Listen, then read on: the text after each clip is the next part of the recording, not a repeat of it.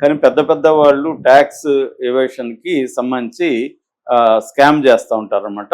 అటువంటి ఒక స్కామ్లో వీళ్ళు ఇన్వాల్వ్ అయ్యారు, ఇద్దరు అన్నా చెల్లెలు. ఈ అమ్మాయి ఈమెకేమో ఒక గార్మెంట్ యూనిట్ ఉంది, ట్రైలరింగ్ నడుపుతూ గార్మెంట్ యూనిట్ పెట్టుకుంది. ఇతనేమో లాజిస్టిక్ కంపెనీలో, నేను ఇందాక చెప్పిన హైడ్ ట్రాన్స్ సొల్యూషన్ కంపెనీ సికింద్రాబాద్ లో ఇతను పనిచేస్తున్నాడు. సో వీళ్ళిద్దరి ద్వారా ఏమవుతుందంటే ఫేక్ ఇన్వాయిస్లు క్రియేట్ చేయడం, తర్వాత ఆన్లైన్ లో ఈ-కామర్స్ లో పెద్ద ఎత్తున జరిగినట్టుగా చూపించడం, తర్వాత స్టాక్ మార్కెట్ స్టాక్స్ ని పర్చేజ్ చేసినట్టుగా చేయడం. అలాగా వీళ్ళిద్దరు ఇన్వాల్వ్ అయితే ఆ ఒక ట్రాన్సాక్షన్ లో వీళ్ళిద్దరికి 12 లక్షలు డబ్బులు వచ్చింది. ఈ 12 లక్షల్ని మొన్ననే ఈ మధ్యనే వీళ్ళు ఒక సేఫ్ డిపాజిట్ బాక్స్ ఓపెన్ చేస్తారు. లాస్ట్ వీక్ అనమాట, last week safe deposit box చేసి అందులో డబ్బు వేశారు. అక్కడ నుంచే వీళ్ళు 6,60,000 ఇప్పుడు దొరికింది కదా, దాన్ని ట్రేస్ చేశారు పోలీసులు. దాన్ని ట్రేస్ చేస్తే ఇదైంది. ఎందుకంటే హైదరాబాద్ నుంచి ఒక సిట్టు వారణాసి వెళ్ళింది. సో అక్కడ పోలీసులు, ఇక్కడ సిటీ పోలీసులు కోఆర్డినేట్ చేసుకుంటున్నారు. అట్లాగే తను చనిపోక ముందు రోజు 11 గంటల రాత్రి ఒక అన్నోన్ నెంబర్కి కాల్ చేశారు. ఆ అన్నోన్ నెంబర్ ఎవరిదంటే ముంబై మాఫియా రిలేటెడ్ అని చెప్తున్నారు. ముంబైలో మామూలుగా లోన్ షార్క్స్ ఉంటాయి.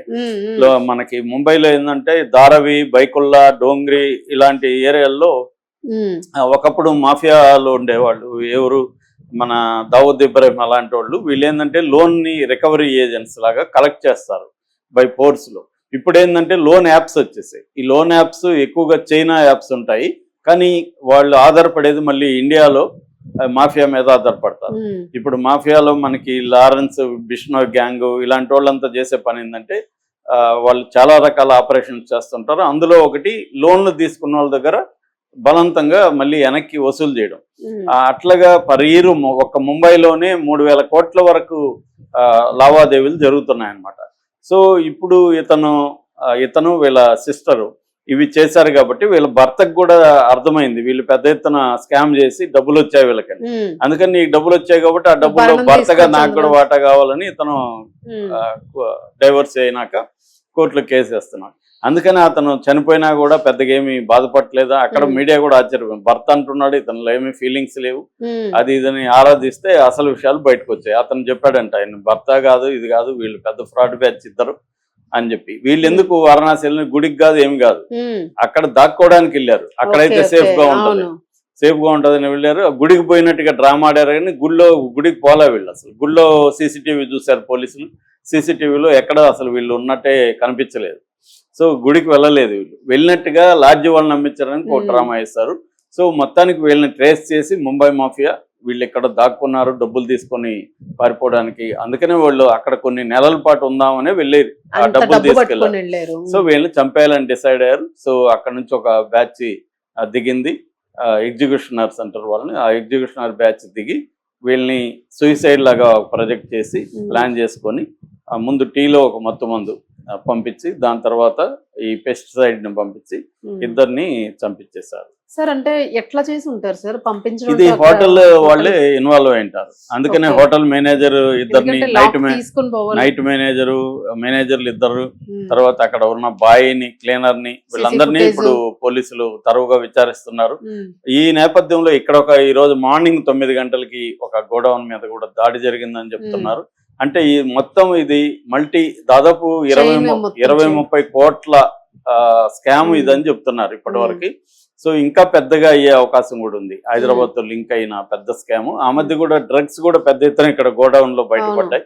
సో హైదరాబాద్ ని ఈ లాజిస్టికల్ హబ్ కాబట్టి, ఈ మధ్య ఇండస్ట్రియల్ గా బాగా డెవలప్ అవుతుంది కాబట్టి ఇక్కడ ఉపయోగించుకొని ఒకటి ట్యాక్స్ ఎగ్గొట్టేదానికి చేయడం, 2 ఈ డిజిటల్ సైబర్ క్రైమ్ కూడా ఇక్కడ వాడుకుంటున్నారు. వీళ్ళు కూడా సైబర్ క్రైమ్ దీంట్లో కూడా వీళ్ళిద్దరు కూడా ఇన్వాల్వ్ అయినట్టు చెప్తున్నారు. ఈమె తన గార్మెంట్ ఇండస్ట్రీలో ఉపయోగించుకుని ఎక్స్పోర్ట్లు చేసినట్టు అవన్నీ ఫేక్ ఇన్వాయిస్లు ఈమె క్రియేట్ చేసింది. అతను కూడా లాజిస్టికల్ కంపెనీ కాబట్టి అతను కూడా ఇన్వాల్వ్ అయ్యాడు. వీరికి బాగా డబ్బులు వచ్చాయి. దీని నుంచి వాళ్ళకి ఇవ్వాల్సింది ఏదో లావాదేవీల దగ్గర ఇబ్బందులు వచ్చి ఎగ్గొట్టి వీళ్ళు దాక్కోవడానికి వారణాసికి వెళ్ళారు. భక్తుల్లాగే వెళ్ళి ఆ డ్రామా చేద్దామని అక్కడ ఉందామని వీళ్ళు వెళ్ళారు. బడ్జెట్ హోటల్లో దిగి ఎక్కువ రోజులు ఈ విషయం వాళ్ళకి పసిగట్టారు. ఎందుకంటే వాళ్ళ ట్రాకింగ్ సిస్టమ్, సర్వైలెన్స్ సిస్టమ్ అనేది మోర్ పవర్ఫుల్ అన్నమాట. సో అలాగా ఇది ఒక బిగ్ స్కామ్. ఈ స్కామ్ లో అనేక విషయాలు ఇన్వాల్వ్ అయినాయి. ఇంకా కూడా ఇది అయితే ఇప్పుడు నేను ఎవిడెన్స్ చెప్పుకున్న లేకుండా చేయలేకపోయారు. ఆ? ఎవిడెన్స్ ఈజీగా దొరికేసింది. దొరికిన ఎవరు చేశారో తెలియదు కదా, అవునవును. అది తెలియాలంటే కష్టమే. Time ఎందుకంటే పడుతుంది. మాఫియా నెట్వర్క్ అనేది ఒక దగ్గరికి వెళ్ళి ఆగిపోతుంది, అవును. ఆ చైన్ పైకి వెళ్ళదు. ఎందుకంటే వాళ్ళు అన్ని జాగ్రత్తలు తీసుకుంటారు. ఒకవేళ ఏదైనా అయితే కింది స్థాయి వాళ్ళే జైలుకి వెళ్ళాలన్నది వాళ్ళ ఆ స్ట్రక్చర్ వాళ్ళకి ఎప్పటి నుంచో ఉంటుంది. ఓకే. అంటే వాళ్ళు ఏంటంటే ఎప్పుడు ఆర్గనైజ్డ్ క్రైమ్ ఎలా స్టడీ చేస్తారంటే పోలీసుల ఇన్వెస్టిగేషన్ ఎలా ఉంటుంది, పోలీసుల ఇన్వెస్టిగేషన్ ఎట్లా వస్తుంది అనేది వాళ్ళకి ఉంటుంది. రెండోది పోలీస్ స్థాయిలో కూడా వాళ్ళు మ్యానిపులేట్ చేయగలరు, వాళ్ళకి ఇన్ఫ్లుయెన్సెస్ ఉంటాయి. కాబట్టి ఇవన్నీ కూడా హడావిడి బిగినింగ్ లో ఉంటుంది తప్ప తర్వాత ఫాలోఅప్ లో మనకేమి కనబడదు. అంటే ఎక్కడో ఒక చోటకి ఆ దారి ఉన్నట్టే ఉంటది, దారిలో వెళ్తాం, సడన్ గా డెడ్ ఎండ్ వస్తుంది, ఇంకా అక్కడేం ఉండదు. అలాగా ఇవన్నీ కూడా ఇన్వెస్టిగేషన్స్ అలాగే జరుగుతాయి. సో మొత్తంగా వీళ్ళ స్థాయిలో గ్రీడ్కి వెళ్ళి ఒక పెట్టుకోవాల్సిన వాళ్ళతో పెట్టుకోకూడని వాళ్ళతో పెట్టుకోవడం వల్ల వీళ్ళిద్దరు చనిపోయినట్టుగా మనకు అర్థమవుతుంది. Thank you.